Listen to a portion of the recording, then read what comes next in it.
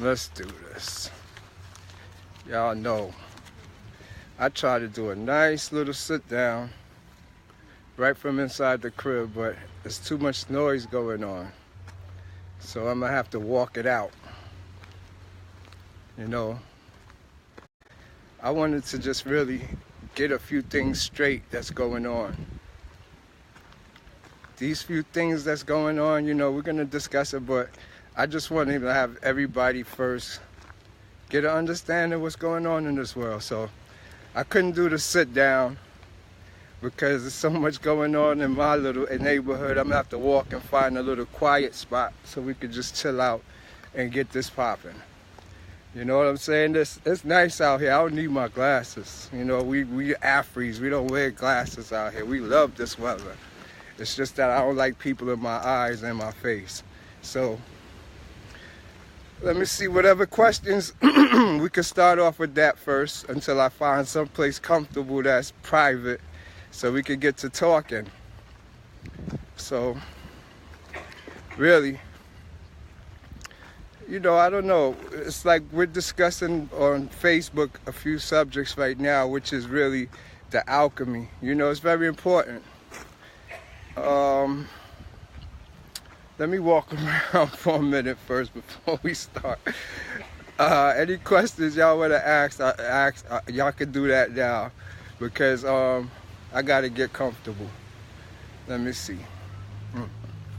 It's going to be different. All right, but in reference to that Negrito, everything that I'm posting, to summarize real quick what's going on, you know, a lot of us is having Kundalini experiences and don't understand what it is. You could equate just about everything that's going on. Greetings, Your Highness. Hey, Daniela, what's going on? How you doing? Just checking in on Facebook to see what's going on real quick and explain a few things that's happening, you know, so that everybody get an understanding. And whoever have a question, I'll be able to answer it, you know. I'm going to do this in 2 parts. So all right, we could do this right here. Let's do this right here. I'm not even gonna find a comfortable spot, you know? What up, Joe? Joe Babbitt. It's like a lot of us, we was raised by our family, you know, our mothers, our fathers, our grandparents, and raising a household, you raised a certain way of expectations where your mother expects you a certain way, your father expects you a certain way, your siblings, they argue back and forth with you because you're starting to change and you're growing. And so you're constrained underneath this family environment. You know, when you look at family on a whole, when we talk family, like when I say royal family, we all share one mind. But we come from different family backgrounds, different attitudes, different cultures that make us all different, but yet we all gravitate to who we feel is our family. And that's important for you to understand. That been inside of you. And that's the problem that a lot of us is having now. We're constraining ourselves because we're trying to live up to other people's expectations, society expectations, and we really never got to know our true self. You know, when we're talking about the true self, good, all right, I'm still here. That's the thing, I can't move around too much because of this portable Wi-Fi, so I'm gonna try to find somebody somewhere stable that I could talk from. But, you know, I was saying, all of us now, we get constrained in that box with family. And when we constrain ourselves in that box, literally, you don't start to grow. You're still in an unconscious state until you move out your house. And all of a sudden, life just starts taking on a whole new meaning. You really just, you know, so growth don't actually take place till you leave home. And as long as you got yourself tied to your home, you have yourself in a tyrannical state all the time. In a state where you can't be yourself. You can't express the full individuality of who you are because others have expectation of how they want you to be. And it doesn't just go for you. It goes for you upon your kids. You know, you expect them to go to school, get these straight A's, do all these things. You want them to be lawyers, doctors, Indian chiefs and all that. That's cool. I mean, it's standard, but realize the system implements that there on purpose to keep you at bay. You know, when you're looking at this goes into what we're talking about with this Kundalini awakening. A lot of your kids and you as smaller children was having your whole Kundalini going. It's an energy that flows within inside of us. It's like a tool. And the way that it works is especially active in kids. And so when it's active in us, we have to tend to show our individuality. And if we don't express this individuality, we compress it inside of us and it becomes these dark shadows, these beings, these insecurities that later on start having us as repressed human beings. And when we become repressed, what we do, we become childlike. We depend upon the household to express who we really are. And these households is nothing more than cartoon characters or sitcoms being played out inside your household. So growing and what a family is nurturing that individual. It's not actually telling them how to be an individual or how to be human. I'm pretty sure he eats, shit, drink, and everything like us. What advice do you have for someone that may be suffering from this? How can they change that around? Well, the first step to changing everything around is releasing yourself from the constrainment of how you feel about yourself in reference to your family. Because most of the time we're looking for people to accept us. We feel like when we go home, a lot of our emotional baggage is released, where when you're on the streets, somebody could offend you with words, but it don't affect you like when you do go home. So it's more like when you go home, you expect affection. You expect to unload the shadow side of you, these demons that you grew up with. You know, you're looking at from when you was in the house, you masturbated, you hid and did things. You just created demons and shadows. Everything you did, you had to hide and do it. So this is what makes you this actual program that you made yourself, a hiding person that does everything in covertly. So you have an unconscious covert thing that we call an ego. Keyword, ego. So the change within yourself, start by letting go that ego that binds you to your family. Once you let go of your ego, you don't care what they think of you. Really, you move on in life. You raise yours how you see fit, but you don't impose the same will upon yours that you coming from trying to break that tyranny that how you was raised. You understand? So you got to be careful in raising your family, because we're the ones who raise these child molesters, these drug dealers, these motherfuckers that ain't doing shit with themselves today. We're the ones who do all that shit. So the first start I was saying to fixing yourself is not caring what other people think. Find your own individuality and be happy within yourself. Once you could accomplish that, then you will find your individuality that leads you. That's like saying my God is my God and your God is your God. So I don't look at you and want to do what you do. I don't see society as some way to follow. I see a society as something that's done already and I have to do something else. You understand what I'm saying? So it's all in your perception of how you look at life. Like most of us, we tend to look at life as we, but we all together go to the same school, got the same education. So we in a whole is fucked up mentally, not saying in the sense of that, but we've been deceived or misled or miseducated. It's in all books. That's why you got from Elijah Muhammad, Dr. Clark, everybody came individually to try to wake us up. So why was we asleep and why do we have to wake up? That's the thing. So we can't just think we could govern our life that simple because we didn't wake all the way up. This is the beginning of your waking up.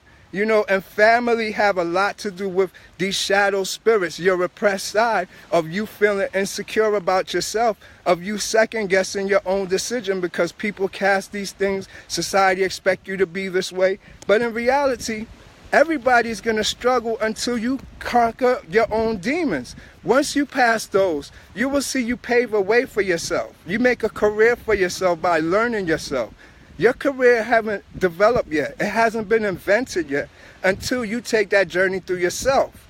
Then you realize this career is in there, you make up. You're very gifted, but you have to develop your own gift. You can't go to school just to get a degree to be a nurse, a lawyer, a doctor. Then you sit to yourself, all right, now what? You still don't know nothing about life on the whole. So you need both knowledge. And so only way you're going to be able to do that is going within yourself. So that would be the first step I would say into conquering any type of insecurity about how people feel about you, how your family interprets you, because that environment festered only the shadow side of you. It was you hiding, doing things. Everything in there is done is hidden. So it was never you. And until you came out, left your household, then you developed yourself. So we still learning ourselves, and I hope that makes sense. All right. It's not even a belief about family. You find it's true. It's in pathology, man. You study pathology, it tells you that. You know, it's the myth of the family. We buy into it, but it's really a government construct to make money. When you believe in it, you set the table at 6 o'clock. You come home, you take care of Joey. It has a lot of money spending more than the actual meaning of what familia means. Familia is a household. It doesn't mean the members of the family. So we misinterpret a household for the members of the family. We misinterpret affection for love. You can have affection for another human being, but you can't love another human being. So a lot of times I ask people, what do you love to do? Or what do you love? And you get the mundane answer of, oh, I love my kids, I love my mother, I love my husband. That's not love, that's affection. Something that you love is something you compulsively do. You compulsively do it. You love doing it. Like, no matter what, you have to do it. So this is what love is. Most people don't realize the most commonest thing that you can love is everything that you see. If you love or just have love in you, you're just going to love life, love everything, love the beauty of what you see. And so with that in mind, you will have affection for everything in life. But when we have it like, I just love my kids, my wife, my this and this, that's love with condition. That's why when your kids don't do what they do, you kick them out. That's why when your man cheat on you or your woman cheat on you, you get rid of her. You love them with conditions. That's not true unconditional love. So we have to redefine what we call love, what we think that education is, what we think family is and value is. Real love, you don't know it. Real love make you crazy. First of all, think about it. Every time you really fell in love, you weren't fucked up in the head. So that's how you know real love from that other love. You know, also the same thing, when your spirit come out, you go crazy too. It's like for something to build, it has to be some type of counterforce. And that's the craziness, the awakening. Because your ego was the one that been you from a child, from when you went in the family, and you now pretend to be this person. But your ego is that person you pretend to be. So when your real you comes against it, which is your soul, which is defined anyway, that's why they have the white dove and they have the raven. The raven is the psychic you. That's the real you that's in the chakra system. Now that system is challenging the white dove, which is the spirit. They work together, but you're going to start seeing those symbols. A lot of funny feelings is going to come up. These is normal. A lot of us deal with it and look for affection from another person that's a relationship-wise. Other people start being habitual eaters and just start going to church. All these things, these are signs of your awakening, your Kundalini awakening. So it's not something you go and just nurture in the sense of start going to church, start doing this. It's more about deprive yourself. Deprive yourself of everything. Because it's a awakening, but not awakening to how you've been taught. It's an awakening to a new truth. You want truth in the sense of what I just said, the word truth. You don't want to hear the doctrine, how it's said in the book. You want truth. So the truth is what aligns your chakras. Your chakras is the 33 vertebrates in your spine. You know, so look at it like this. They tell you how like Jesus come riding up on the donkey or the ass. That's where your first chakra is. A lot of us think our first chakra is where our genital area or our sexual area is. That's the second chakra. The real first chakra is your ass. Your asshole is the first chakra. That's where your soul is at. That's why they always talk about the donkey coming from there and all this other stuff. And you see them funny Greek pictures with them doing crazy shit with the ass and all that. That's telling you, yes, you have to go there to retrieve your soul. So once you take in this journey to retrieve your soul in your chakra system, it has a virtual visual effect to you, a psychic connection, because we have what's called the Shakita, the Kundalini snake. One thing just start, everything on you gonna just go into discombobulation. And this, we interpret it as the elements coming up on you. It's like the air now, you feel the electricity in the air, like giggly feeling. But now people interpret it as possessions, demons, the archons, all type of things, but it's not. It's just a release of your magnetic field, and you feeling all the channels. Like if a person is on the cell phone, if the TV is close by, you feeling all these ecstatic energies. And so it overwhelms your chakra system because your chakras is opening up. With them, all your life, they've been clogged up. And so when you feel discomfort, your head's aches and all that stuff during this process, that's actually an unblocking of your chakras. So with that in mind now, that's the Kundalini awakening that's everybody have hidden in occult books that you're scheduled to take that we don't take. We're taught to be in a childish state so we don't mature. The state of maturity, it stops at age 32. This is because you have what's called a sacral bone. It's the spade bone, the serum or whatever. Now, once that connects, it's in 4 pieces, but it connects at about 33 or 32. Then you automatically have full connection for your semen or cum to go up your spine all the way up to your pituitary and connect you so your pineal will start the process. Now that's another level of education still growing. Your physical body stopped growing, but intellectually your mental keep growing. And so when it reaches its pinnacle of the 33rd vertebrae, you have a spiritual transmutation. This is what everybody's hiding that they don't tell you. Once y'all reach it, they tell you y'all crazy. Y'all need mental drugs and beta blockers. Symptoms of it is thyroid, cancer.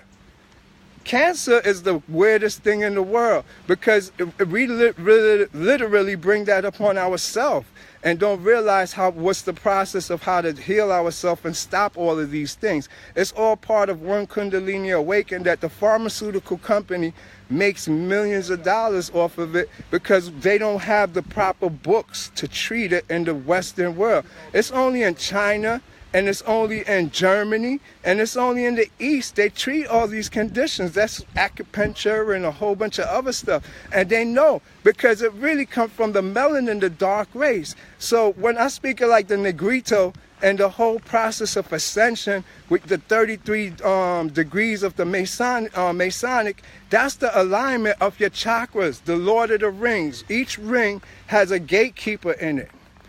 If you watch my videos, you will see I show the rings, or I show you an out of focus like I did with the radio weather thing, and it's out of focus to show you the actual portal. Well, you have a whole bunch of those throughout your body, but they're all crazily all over. They're not aligned. By you learning truth and information, they start aligning.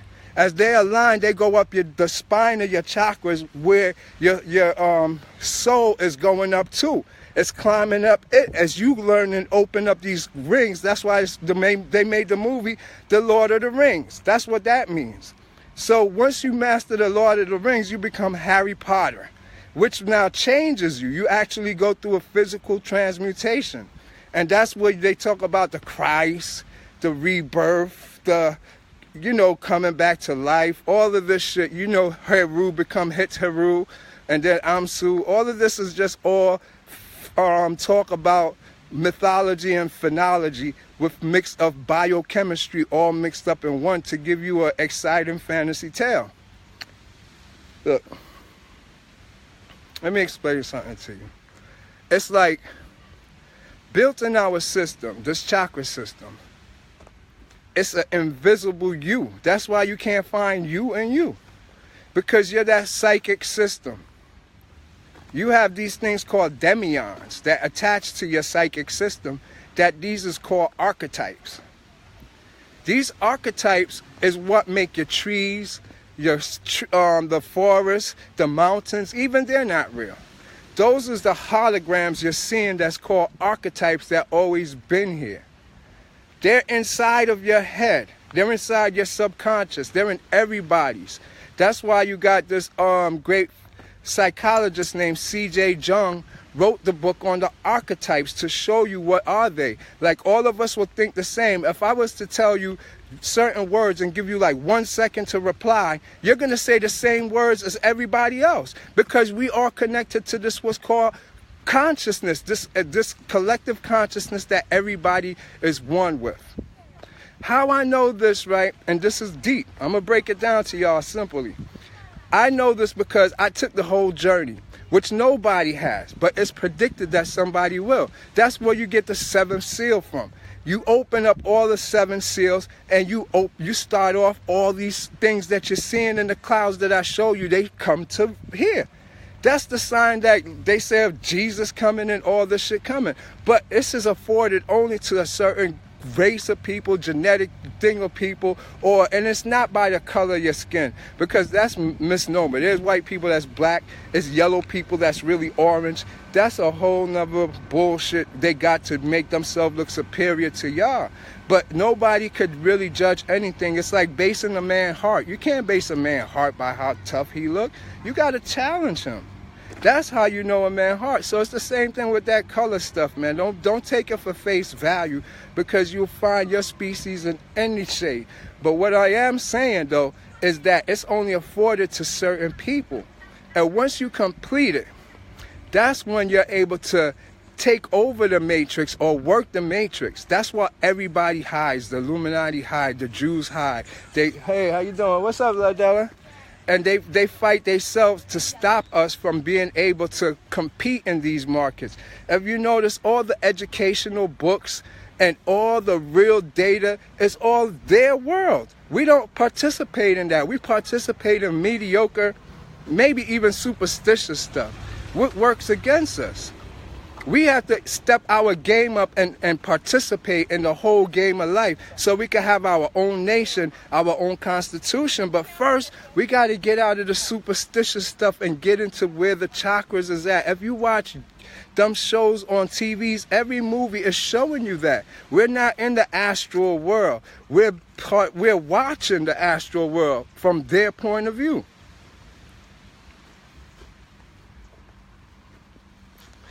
You know, we learned all of this from watching our ancestors, the Afris. That's how I learned the Afris. Because when they come to visit,